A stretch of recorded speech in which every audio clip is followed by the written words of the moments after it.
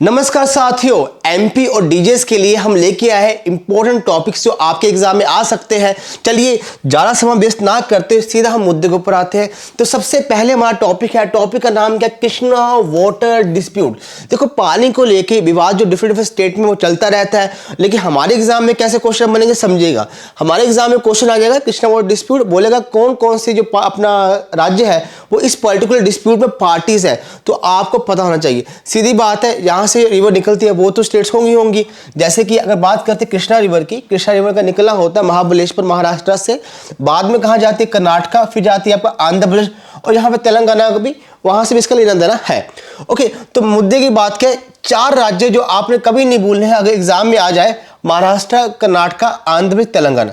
Number 1 ये बात। अब दूसरी बात पे आते हैं, अगर हम देखा जाए सुप्रीम कोर्ट के पास ये मुद्दा पहुंचा कैसे। अब देखिए 18 फरवरी की बात है 2022 में, तो क्या हुआ, कर्नाटका गवर्नमेंट क्या करते, कर्नाटका गवर्नमेंट सुप्रीम कोर्ट पहुंच जाती है किस काम को लेके, इस पानी के मुद्दे को लेके। लेकिन बताना चाहूंगा जो पानी का मुद्दा है, देखिए एक बात समझिएगा, 2 स्टेट के बीच में डिस्प्यूट है, उसमें कोई दो राय नहीं है कि जो अंडर ओरिजिनल जुडिक्शन वो सुप्रीम कोर्ट डील करता है, उसमें कोई डाउट नहीं। लेकिन पानी के लेके जो मुद्दा है 2 राज्यों के बीच में, उसके लिए सुप्रीम कोर्ट इंटरफेयर नहीं करता है। उसके लिए क्या होता है, उसके लिए होती है inter state water dispute tribunal, ये आपने याद रखनी है। एक और बात, अब क्वेश्चन है, अगर भैया सुप्रीम कोर्ट इस तरह के मुद्दों को नहीं देखता है तो इनके पास मुद्दा जाता कैसे है, तो बताना चाहेंगे भारतीय संविधान का आर्टिकल 136 ये क्या बात करता है, स्पेशल लीव पिटीशन। इस पर्टिकुलर आर्टिकल के अंतर्गत इस प्रकार के मुद्दे एक विशेष रास्ते से सुप्रीम कोर्ट तक जाते हैं, तो आपने ध्यान रखना है। तो इसी रूप से ये मुद्दा आपको सुप्रीम कोर्ट तक गया होगा। फाइनली सुप्रीम कोर्ट ने इसके ऊपर ज़्यादा बातचीत नहीं की। अब आगे आते हैं अगला न्यूज़। देखिए हमारा भारत महान देश, जनसंख्या में हम कौन से नंबर पे हैं, 2nd नंबर पे है। अब यहाँ पे देख सकते हैं कुछ बेचारे बालक परिवार एक बाइक पे जा रहा है ना, देखिए कितने लोग हैं यहाँ पे।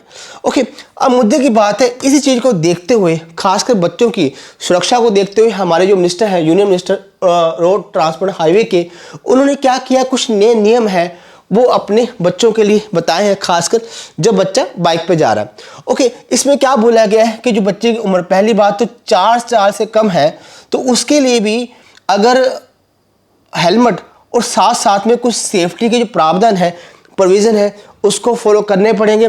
और साथ में गति, इसमें बताया गया है अगर साथ में बच्चा बैठा हुआ है तो आपकी स्पीड है, गति है 40 किलोमीटर से ज़्यादा नहीं होनी चाहिए। ये कुछ बातें हैं जो बात की गई न्यू रूल्स के अंतर्गत हमारे जो बच्चों के लिए 2 व्हीलर के लिए आए हैं। ओके, अब आगे बढ़ते हैं। आगे हरियाणा, हरियाणा न्यूज़ में है, क्या बात है देख लेते हैं। अब बेसिकली क्या हुआ है कि हरियाणा ने खासकर जो वहाँ के लोग हैं, लोकल लोग हैं, उनके लिए 75% जो जॉब्स है, प्राइवेट जॉब्स, वो क्या कर दी है, रिजर्व कर दी है। इसके लिए फिलहाल बताना चाहेंगे बातचीत चल रही है, फाइनल काम अभी नहीं हुआ जब मैं रिकॉर्डिंग कर रहा हूँ। लेकिन फिर भी अगर आपके एग्जाम में क्वेश्चन आए कि बताइए वो कौन सा राज्य है जिसने ये कार्यक्रम किया है, तो आप बता दीजिएगा वो किसने किया, आपका हरियाणा ने। ओके, अब आगे बढ़ते हैं। अब यहाँ पे देखिए ऑस्कर, देखिए आप अभी कुछ दिनों से क्या है कि ये हमारे हीरो विल स्मिथ भाई साहब काफ़ी न्यूज़ में है।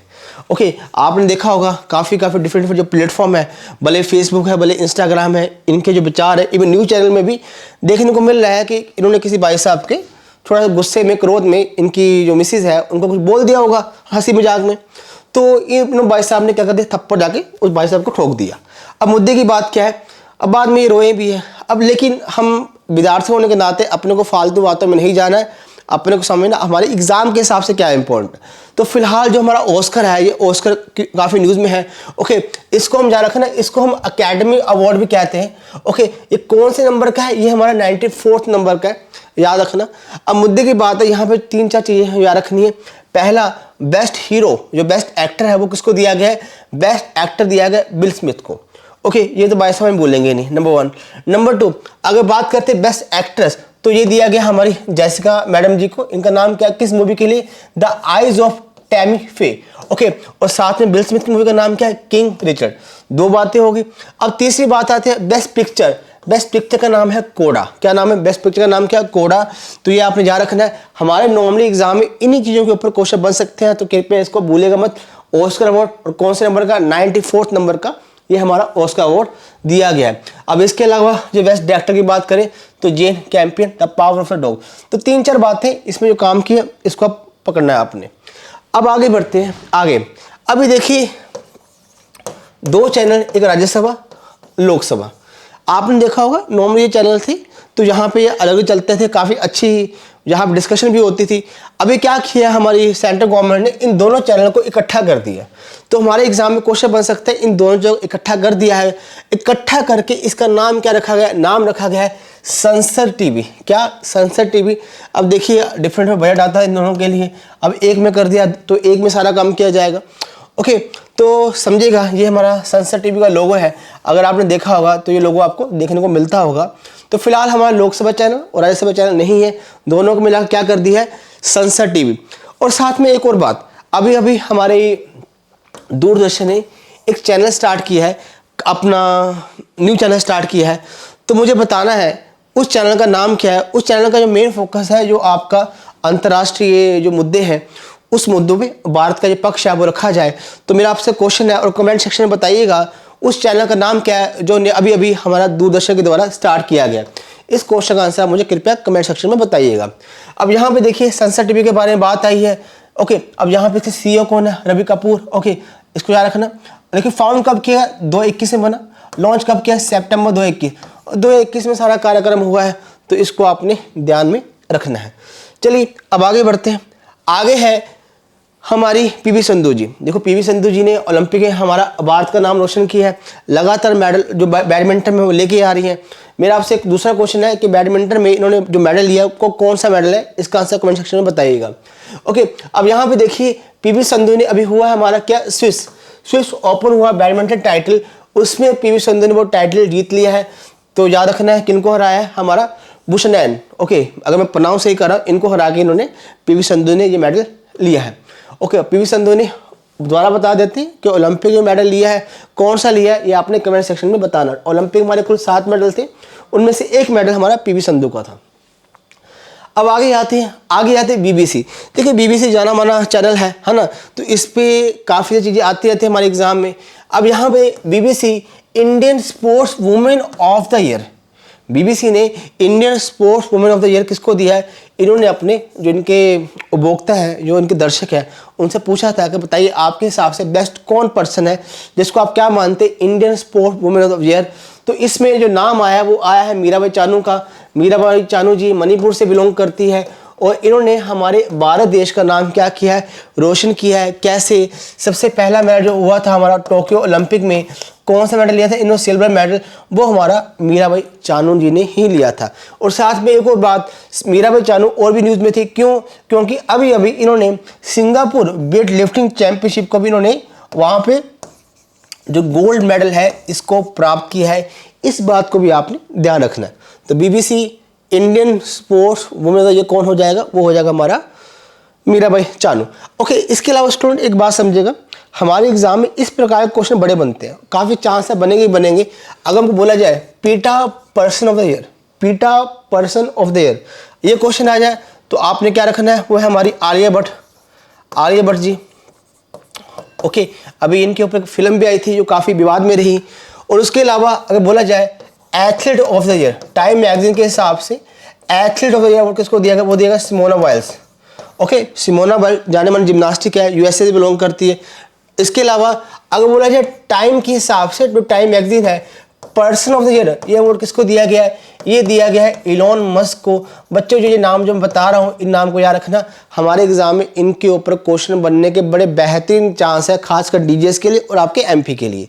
ओके, चलिए अब स्टूडेंट आगे बढ़ते हैं। आगे बढ़ने से पहले बता देना चाहेंगे बच्चों, हमने खासकर एमपी एग्जाम के लिए जो स्पेशल टेस्ट सीरीज डिजाइन की है एज पर एमपी पैटर्न, जिसमें आपके खास बात क्या प्रीवियस एग्जाम के क्वेश्चन है, जो पैटर्न है उसके बेस पर पेपर तैयार किए और आपका कंप्लीट सिलेबस है जो आपके एमपी का वो इस टेस्ट सीरीज में स्टार्ट किया जाएगा।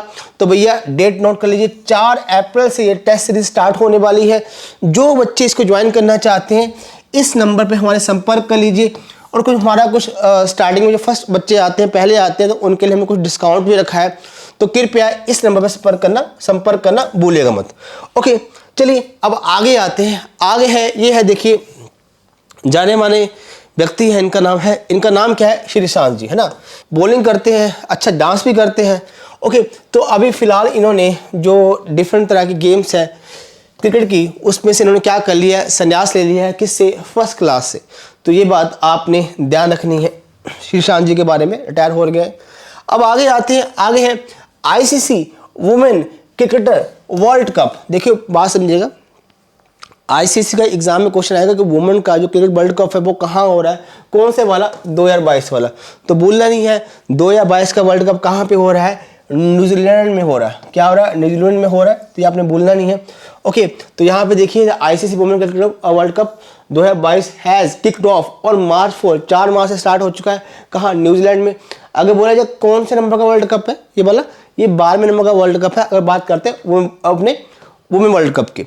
आगे आते, इसमें कुल कितने टीम पार्टिसिपेट करी है, 8 टीमें करी हैं। पाकिस्तान कर रहा है, पाकिस्तान कर होगा, है ना, Africa, India, Bangladesh, England, Australia, New Zealand. तो जो लीडिंग कंट्रीज है वो सभी इसमें पार्टिसिपेट कर रही है। अब यहाँ पे कुछ एक्स्ट्रा बातें हैं, अगर बात करते हैं कैप्टन कौन है, मिथाली राज। अब देखिए मिथाली राज वो पहली महिला बन चुकी है जिसने सबसे ज़्यादा जो कौन से वुमेन क्रिकेट अपने होते हैं वुमेन वर्ल्ड कप, उसमें लीड किया है इंडिया को, number 1। Number 2, who is the coach, हमारी भारतीय जो महिला जो क्रिकेट टीम है इसे कोच कौन है, कोच है हमारे मिस्टर डब्ल्यू रमन। तो याद रखिएगा डब्ल्यू रमन क्या है, हमारे महिला क्रिकेट के कोच है। ओके, अब आगे बात करते हैं, आगे है हमारा ऑस्ट्रेलिया ओपन। देखिए किसकी बात करें, ये बात करें टेनिस के टूर्नामेंट होते हैं, इसको हम क्या बोलते हैं, ग्रैंड स्लैम टूर्नामेंट। साल में 4 होते हैं, मैं कई बार बच्चों को बता चुका हूँ कौन कौन से। सबसे पहले होता है ऑस्ट्रेलिया, फिर फ्रेंच, फिर विंबलडन, लास्ट में होता है यूएस ओपन। देखो पिछले साल की बात करते हैं 2021 के सभी टूर्नामेंट क्या है, सभी टूर्नामेंट जीते हैं किसने, हमारे नोवाक जोकोविक ने, सिवाय एक के। वो कौन सा, यूएस ओपन। वो किसने जीता था, वो जीता डैनियल ने। डैनियल 22 रशिया के हैं। Okay done. लेकिन अब बात करते हैं 2022 के। तो 2022 के जो हमारा साल स्टार्ट हुआ है, इसका पहला जो ऑस्ट्रेलिया ओपन है वो जीत लिया है किसने, वो जीती है राफेल नडाल ने। राफेल नडाल स्पेन के प्लेयर है, अच्छे खिलाड़ी है, लेकिन काफ़ी टाइम से अपनी बुरे दौर से निकल रहे थे, लेकिन फिलहाल इन्होंने कम बैक की है। लगातार 2-3 टूर्नामेंट इन्होंने लगातार जीते हैं। तो उसमें से हमारा टूर्नामेंट कौन सा आ जाएगा, आपका ऑस्ट्रेलिया ओपन भी उसमें शामिल हो चुका है। तो ये बात आपने ध्यान रखनी है। अब इसके अलावा हम मुद्दे पे आते हैं, अगर इस टूर्नामेंट की बात करें मैन कैटेगरी में Rafael Nadal no doubt. Women में कौन जीतता है, एशली बार्टी। ओके, मैन में कौन जीतता है, तानची। ये आपका डबल की बात करें, वुमेन डबल की बात करें और साथ में मिक्स डबल की बात करें, तो मेरे हिसाब से आपने पहले 2 तो बोलने ही नहीं है। ओके, अब आगे आते हैं, आगे है government of NCT of Delhi amendment act 2021। अभी आपको सभी जानते हैं कि दिल्ली को एनसीटी का दर्जा कौन से अमेंडमेंट से दिया गया, 69 अमेंडमेंट से। अगर बोलते हैं आर्टिकल, किस आर्टिकल का संबंध हमारा दिल्ली से है, 239A सॉरी, इस आर्टिकल का संबंध क्या है, हमारा दिल्ली से। अब मुद्दे की बात क्या, अभी कोई अमेंडमेंट लेके आया क्या संसद में, इसको लेके काफ़ी विवाद भी हुआ। जो खास के आम आदमी पार्टी के जो है उनके मेंबर ऑफ पार्लियामेंट, उन्होंने इस बात पे क्वेश्चन मार्क भी राइज किया। अब ये मुद्दा न्यूज़ में क्यों है, या फिर न्यूज़ में क्यों रहा है और हमारे लिए क्यों इम्पोर्टेंट है। अब इस अमेंडमेंट ने क्या किया, इस अमेंडमेंट ने क्या किया, जो बोल दिया है कि जो अगर गवर्नमेंट की बात करें दिल्ली में, तो उसमें कौन है, LG is the boss. Okay, तो एलजी इज द बॉस, इस अमेंडमेंट के बाद ये काम होना है। ओके, जो हो चुका है, बन चुका है एक्ट। तो देखिए यहाँ पे देखिए, तो LG is necessarily granted an opportunity in order to give opinion before any decision of the constitution minister और दिल्ली कैबिनेट इज इम्प्लीमेंटेड। तो सीधी बात है कि यहाँ पे जो एलजी है, अभी कौन है, अनिल बैजल, जिसको क्या है प्राथमिकता दी गई है, ज़्यादा पावर दी गई है, किस केस में, इस एक्ट के आने के बाद। चलिए अब थोड़ा सा हम आगे बढ़ते हैं। आगे हैं कंगना जी, कंगना रनावत जी की बात करते हैं। इनको नेशनल अवार्ड भी दिया गया 2021 का इनकी फिल्म के लिए, मणिकर्णिका के लिए। तो इन्होंने मूवी बनाई थी, काफ़ी विवाद में रहते हैं। किसकी बनी है मूवी, ये है जयललिता जी। जयललिता जी तमिलनाडु की सीएम रह चुकी है, लेकिन इनकी मृत्यु हो चुकी है, तो इनके ऊपर फिल्म बनाएगी। अब मुद्दा क्या है, जो इनकी भतीजी है, उनका नाम क्या है, जे दीपा जी। अब जे दीपा जी क्या हुआ, जे दीपा जी पहुंच जाते कहाँ पे, हाई कोर्ट में किस बात को लेके कि जो मूवी है, मूवी का नाम क्या है, थैलेबी। तो इस मूवी को क्या किया जाए, इसको रोका जाए, इस मूवी को रोका जाए। अब यहाँ पे जो हमारा माननीय हाई कोर्ट है, मद्रास हाई कोर्ट, इन्होंने क्या बोला, इन्होंने बोला, अब देखो बात समझना, जे दीपा जी क्या बोलती है। जे दीपा जी कहती है कि ये मूवी जो बनाई गई है ये किस पे है, जो फॉर्मर सीएम है, जो जयललिता जी है, जो उनकी रिलेटिव है, उन पे बनाई गई है। तो वो कहती है कि ये क्या है, इसमें उनकी जो लाइफ है, उनकी प्राइवेसी है, इसकी उल्लंघना हुई है, वॉयलेशन हुई है। इस बात को उठाया गया किसके द्वारा? जय दीपा जी के द्वारा। अब मुद्दा क्या है? अब माननीय कोर्ट है, माननीय कोर्ट क्या बोलता है? मद्रास हाई कोर्ट ये कहते हैं, भाई बात सुनो, फंडा क्या है, हाई कोर्ट क्या बोलता है कि पहली बात तो ये जो सर्टिफिकेशन है ये दिया है किसने? सीबीएफसी, ये हमारा सेंसर बोर्ड है जो क्या करता है, फिल्मों को अपना ए ग्रेड सर्टिफिकेट देता है। तो यहाँ पे क्या बोलते हैं, कहते जहाँ तक बात रही है प्राइवेसी की, तो भाई जो प्राइवेसी का मुद्दा है वो तब तक है जब तक व्यक्ति जीवित है। अगर उस व्यक्ति की मृत्यु हो जाती है तो ड्यूरिंग हिज और हर life time and with his और हर डेथ। अगर बंदा जीवित है ही नहीं, अभी है ही नहीं, तो उसकी प्राइवेसी नहीं होगी। तो अकॉर्डिंग इस जजमेंट के द्वारा ये बात कही मद्रास हाई कोर्ट के द्वारा। तो ये बात आपने याद रखनी है, जी Deepa ji, right to privacy reputation extinguish after death. Very important बात, क्वेश्चन आ जाएगा कि बताइए किस जजमेंट में ये बात कही गई, तो आपने जजमेंट ये बोलनी थी, जे दीपा जी के द्वारा ये केस रखा गया था। ओके, अब आगे आते हैं ऋषभ पंत। ऋषभ पंत जाने माने है ना बैट्समैन है। तो अभी क्या हुआ, अभी हमारी एक संस्था है ESPN क्रिकेट इन्फो, तो इन्होंने इसको टेस्ट बैटिंग में test batting performance of year award दिया किसको? ऋषभ पंत को, इंडिया का। अगर बात करते हैं कैप्टन ऑफ द ईयर, तो कैप्टन ऑफ द ईयर किसको दिया? ये दिया है हमारा केन विलियमसन, जो न्यूजीलैंड के प्लेयर है। तो आपने याद रखना कि ESPN क्रिकेट इन्फो के हिसाब से कैप्टन ऑफ द ईयर कौन है? Kane Williamson. अगर बात करते हैं आपका ऋषभ पंत क्या है, बैटिंग परफॉर्मेंस किसमें? टेस्ट के। तो ये आपने ध्यान रखना है। ओके, अब आते हैं हमारी अगली न्यूज़ पे। देखो ये व्यक्ति काफ़ी जाने माने चेहरे हैं, इनका नाम क्या है? Magnus Carlsen. क्रिकेट की बात करते हैं, नाम आता है सचिन तेंदुलकर का। उसी तरह चेस की बात करते हैं तो दो तीन चेहरे हैं, जिनमें से एक अपने ये है भाई साहब मैग्नस। अगर इंडिया में बात करते हैं हमारे विश्वनाथ आनंद, तो उनका नाम आता है। अभी हुआ क्या, इस व्यक्ति को, इस छोटे से बालक ने, छोटा नहीं बोलेंगे भैया, दिखने में छोटा है लेकिन काम बड़ा किया है इसने। काम क्या किया है इसने? इंडिया का व्यक्ति है, इसका नाम क्या है बच्चे का? इसका नाम है अपना प्रगनंदा। ओके, इसने क्या किया, ये यंगेस्ट सबसे कम उम्र का वो बालक बन चुका है, प्लेयर बन चुका है, जिसने क्या किया, वर्ल्ड नंबर 1 मैग्नस कार्लसन को हराया है, जो चेस के जाने माने ग्रैंड मास्टर है।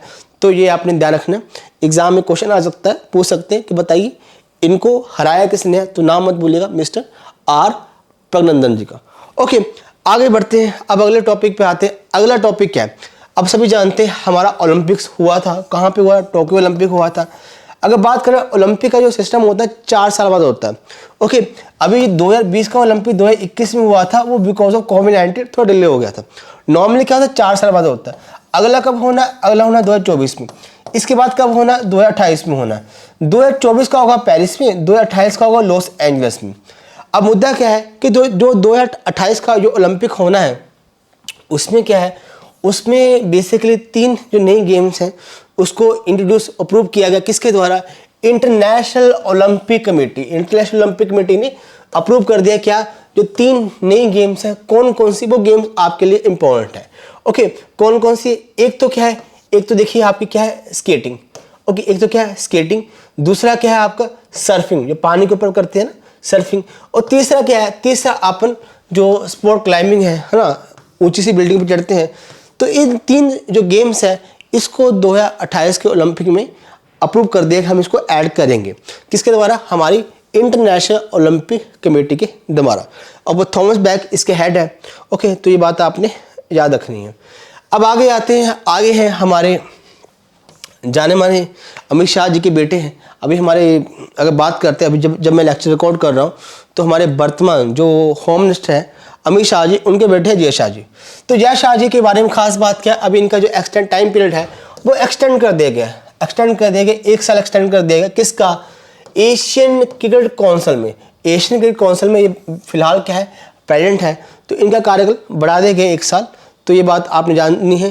और ये कौन है? हमारे सौरव गांगुली जी। और ये कौन है? आपके प्रेसिडेंट है किसके? BCCI के। तो BCCI के क्या है? प्रेसिडेंट है सौरव गांगुली जी। ये बात आपने ध्यान रखनी है। Okay, he is a secretary of BCCI। Okay, अब आगे बढ़ते हैं।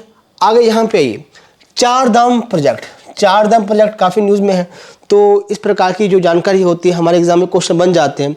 अब बेसिकली 4 धाम प्रोजेक्ट है क्या? देखो, आपको पता होगा उत्तराखंड के बारे में। उत्तराखंड में हमारे क्या आते हैं, उत्तराखंड में हमारे आते हैं धाम। क्या आते हैं उत्तराखंड में हमारे, क्या धाम आते हैं। आपने सुना होगा जहाँ से जमुना निकलती है जमुनोत्री आता है, गंगा निकलती है गंगोत्री आता है, ओके। और जहाँ से अलकनंदा निकलती है वहाँ से क्या आता है, सॉरी, जहाँ से हमारे बागेश्वरी निकलती है, ओके, केदारनाथ है, बद्रीनाथ आता है। तो these all are our important धाम, जहाँ पवित्र स्थान बोला जाता है और यहाँ पे लोग काफ़ी रूप से, काफ़ी ज़्यादा मात्रा में यहाँ पे जाते हैं। अब मुद्दे में क्या बात है, ये जो एरिया है यहाँ पे साथ में हमारा क्या लगता है, चाइना। तो इस पर्टिकुलर एरिया को डेवलप करने की बात की गई है, इस पर कार्यक्रम किया गया है, तो इसमें हाईवे के द्वारा इसको बात की जा रही है। अब मुद्दे की बात है, सिक्योरिटी हमने देखनी है, लेकिन साथ साथ में एनवायरनमेंट का मुद्दा भी आता है। तो इसी मुद्दे को लेके जो मुद्दा सुप्रीम कोर्ट पहुंचता है, तो यहाँ पे देखो पहले जो बताया वो चारधाम प्रोजेक्ट के बारे में। चारधाम परियोजना का एम था improve the connectivity to the Chardham pilgrim centre, Badrinath, Kedarnath, Gangotri, Yamunotri. तो ये चारों आपने बोलने नहीं इन द हिमालय, ओके। लेकिन अभी फिलहाल क्या है, फिलहाल ये मुद्दा सुप्रीम कोर्ट पहुंचा, तो सुप्रीम कोर्ट ने क्या किया है, इसके लिए एक कमेटी बनाई है। उस कमेटी को क्या बोला, चारधाम प्रोजेक्ट कमेटी। मतलब देखने के लिए जो काम कर रहे हैं सही है नहीं है, या क्या किसको क्या नुकसान होगा, इन्वायरमेंट को, जो भी है। अब इस पर्टिकुलर कमेटी के जो मेन हेड है वो बनाया गया है मिस्टर AK सिकरी जी को। किसको बनाया गया, मिस्टर AK सिकरी जी को। तो इसको आपने ध्यान रखना है, अगर एग्जाम में क्वेश्चन आए कि बताइए चारधाम प्रोजेक्ट इसके हेड कौन है, तो आंसर क्या हो जाएगा हमारा, जस्टिस AK सिकरी। और बताना चाहूँगा हमारे नॉर्मली एग्जाम में क्वेश्चन इसके ऊपर बन जाते हैं, आराम से बन जाते हैं, तो करिएगा मत, ओके। तो डरना नहीं है, आराम से बोलिएगा मत, इसको एग्जाम में क्वेश्चन बन जाए। तो चलिए स्टूडेंट, तो यहाँ पे हमारा लेक्चर समाप्त होता है। और बाकी लेक्चर समाप्त करने से पहले थोड़ा सा बता दें, जिन बच्चों ने हमारा जो टेलीग्राम ग्रुप है ज्वाइन नहीं किया, कृपया से ज्वाइन कर लीजिएगा। क्यों ज्वाइन करना है, मुद्दे की बात क्या है, जो इस प्रकार की जो फाइल्स है जो मैं यहाँ पे करवा रहा हूँ, इसकी PDF फाइल आपको वहाँ पे मिल जाएगी आराम से, तो वहाँ देख लीजिएगा। ये कंटेंट आपके एग्जाम में काफ़ी हेल्पफुल रहेगा। हमने बाकी स्टेट का भी करवाया, तो उन एग्जाम में खासकर उत्तराखंड की बात करते हैं, हरियाणा की बात करते हैं, वहाँ भी उनको काफ़ी बेनिफिट मिला है, ओके। तो इस ग्रुप को ज्वाइन कर लीजिएगा। इसके अलावा हम फेसबुक पे हैं, इंस्टाग्राम पे भी, जो डिफरेंट प्लेटफॉर्म है वहाँ भी जुड़े हुए हैं, वहाँ ज्वाइन कर लीजिएगा। और साथ में एक और बात है जो टेस्ट सीरीज बताई है MP के लिए और साथ में DGS के लिए, जो बच्चे ज्वाइन करना चाहते हैं, इसके लिए आप हमारी जो हमारी ऐप है, स्टडीज़ की ऐप है, उसको डाउनलोड कर लीजिए, या फिर जो हमारा नंबर दिया है इस पर संपर्क कर लीजिएगा। यहाँ से आपको सारी जानकारी मिल जाएगी। चलिए स्टूडेंट, अब करते हैं इन्हीं बातों पे अपनी वाणी को विश्राम, ठीक है जी। आज के लिए धन्यवाद, थैंक यू सो मच।